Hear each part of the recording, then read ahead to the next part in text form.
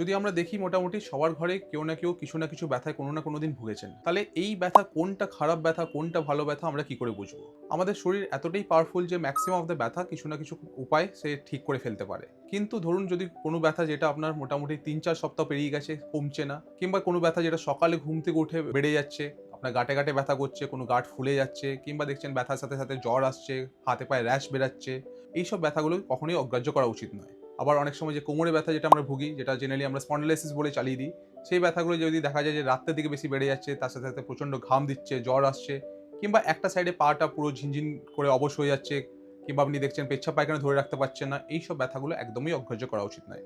কেন অগ্রাহ্য করা উচিত নয়? অনেক সময় এই ব্যথার পেছনে লুকিয়ে থাকে একটা খুব ডেঞ্জারাস কারণ, যেমন ক্যান্সার লুকিয়ে থাকতে পারে, কিংবা আর্থারাইটিস লুকিয়ে থাকতে পারে। এগুলো যত তাড়াতাড়ি আমরা ধরতে পারবো তত তাড়াতাড়ি আমরা এর চিকিৎসা করতে পারবো। তাহলে ব্যথা কখনোই অগ্রাহ্য করা উচিত নয়, ব্যথার কোনো কারণ দেওয়া উচিত নয়, ব্যথার সঠিক কারণ খুঁজে বার করে সঠিক চিকিৎসা করানো উচিত।